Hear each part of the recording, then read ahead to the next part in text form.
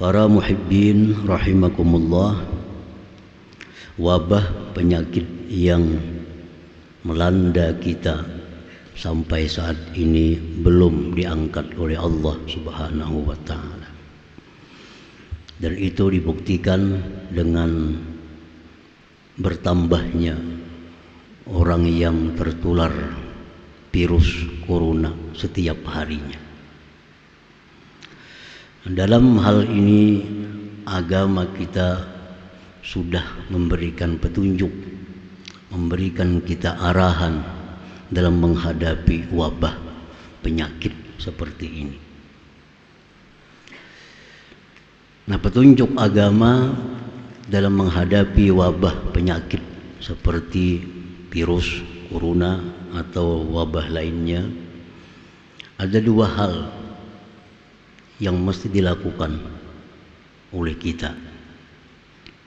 Yang pertama disebut dengan ikhtiar zahir, dan yang kedua ikhtiar batin. Ikhtiar zahir mentaati apa yang dianjurkan oleh yang ahli dalam hal ini, tentu para ahli kesehatan. Itu ikhtiar zahir. Apa yang dianjurkan oleh para ahli kesehatan agar kita terhindar dari wabah penyakit, itu adalah sesuatu yang mesti kita patuhi. Dianjurkan kita memakai masker karena khawatir kalau dalam tubuh kita ada virus, supaya jangan menularkan ke orang lain. Dan khawatir kalau orang lain ada punya virus, maka jangan sampai masuk ke mulut kita. Itulah antara lain kenapa kita disuruh memakai masker itu. Yang kedua, petunjuk kesehatan, kita mesti menjaga jarak, menghindari kontak badan. Karena dengan kita menjaga jarak, dengan kita menghindari kontak badan, kita akan lebih aman daripada tertular virus atau penyakit itu. Nah, maka dengan demikian tidak dianjurkan untuk saling bersalaman. Padahal salam itu sebenarnya sunnah. Dua orang muslim bertemu bersalam-salaman, gugur dosa-dosanya. Tetapi dalam kaidah hukum yang lain disebutkan dar'ul mafasid muqaddam ala jalbil masalih. Artinya menjauhi bahaya itu lebih utama dari mencari pahala. Menghindar dari bahaya lebih diutamakan dalam agama kita daripada sekedar mencari pahala atau fadilah. Nah, salaman itu pahala, tapi menghindari tertularnya suatu penyakit itu lebih utama untuk dilakukan. Nah, jadi oleh karena itu masa-masa seperti ini kada usah bersalaman, apalagi bepelukan. Lawas kada bertemuan bepaluk kiri kanan. Perbuatan yang sunnah itu dikalahkan untuk menjaga kepentingan kesehatan diri kita. Nah, para muhibbin rahimakumullah, dan lagi dianjurkan untuk sering mencuci tangan pakai sabun, karena itu dapat mematikan virus kalau ada di tangan kita. Nah, itu ikhtiar zahir yang mesti dilakukan. Dan ikhtiar ini dilakukan bukan tanpa nilai. Tetap diberi pahala oleh Allah Subhanahu wa taala, karena tujuan kita adalah menjaga anugerah kesehatan yang diberikan Allah kepada kita. Menjaga kesehatan itu diperintah oleh Allah. Maka kita lakukan yang demikian tadi, kita dapat nilai ibadah. Karena menjaga anugerah kesehatan yang diberi Allah Subhanahu wa taala. Nah, para muhibbin rahimakumullah, yang kedua yang lebih penting dari itu ikhtiar batin. Ikhtiar batin menyerahkan diri kepada Allah Subhanahu wa taala. minta perlindungan kepada Allah, minta jaga lawan Allah agar dijauhkan dari wabah itu. Dan lagi arahan-arahan yang disampaikan Rasulullah sallallahu alaihi wasallam, baca pagi ini, baca petang hari ini, itu bagian ikhtiar batin agar kita terhindar daripada musibah itu. Nah, apabila ikhtiar batin sudah kita lakukan, ikhtiar zahir sudah kita lakukan, tinggal lagi kita menyerahkan sepenuhnya kepada Allah Subhanahu wa ta'ala. Para muhibbin rahimakumullah, penyakit wabah ini bukan hanya terjadi sekarang. Di zaman dulu pernah yang lebih dahsyat daripada wabah corona.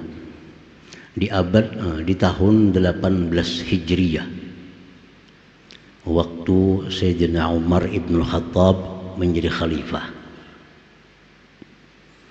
terjadilah suatu wabah besar yang disebut dengan ta'un Amawas. Amawas itu tempat di mana asal muasal virus ta'un itu. Amawas tempat kota yang ada di dekat Baitul Maqdis. Di situ asal muncul ta'un, virus ta'un kulira, menyebar ke seluruh negeri Sam. Negeri Sam itu dulu Suriah, Israel, Palestina, Yordania, Lebanon, itu Sam dulu. Jadi Sam itu luas, ibu kotanya Palestina pada waktu itu. Nah, wabah ta'un ini menimpa kaum muslimin. Belum sempat setahun, hampir 30.000 kaum muslimin yang meninggal dunia dengan wabah ini. Ada apa-apanya corona.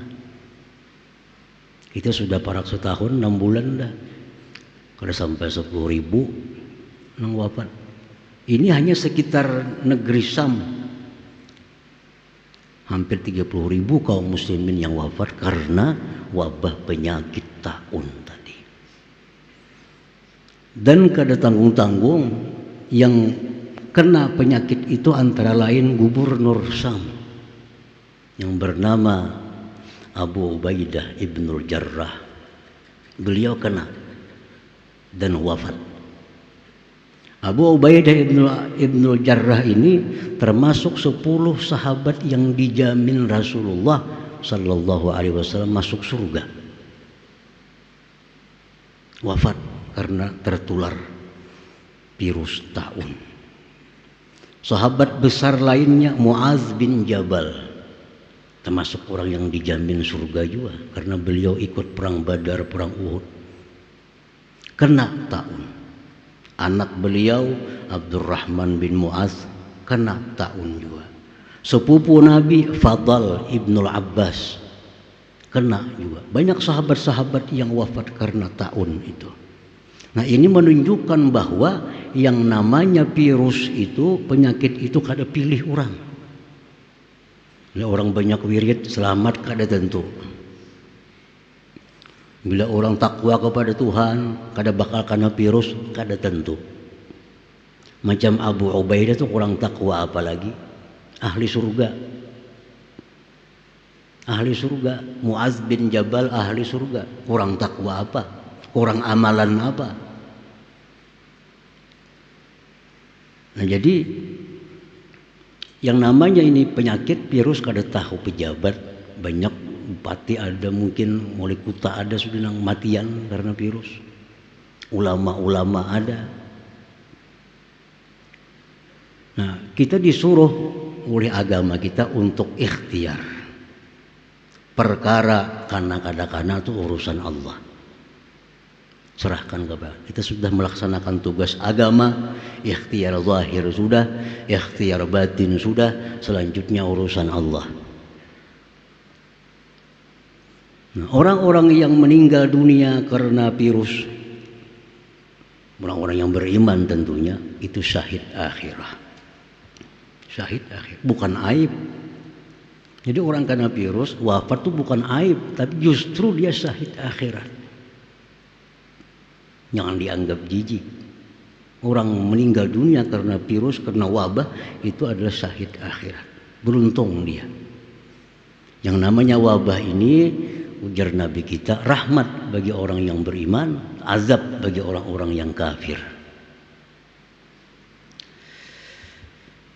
Nah, para muhibbin rahimakumullah, di zaman itu tidak ada pengobatan seperti sekarang, tidak ada vaksin mencegah virus, tetapi diangkat oleh Allah Subhanahu wa taala dengan satu cara ikhtiar manusia dari sahabat Nabi yang bernama Amr bin As.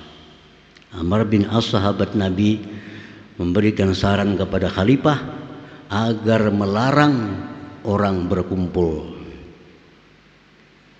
Dilaranglah manusia berkumpul, artinya mesti menjaga jarak.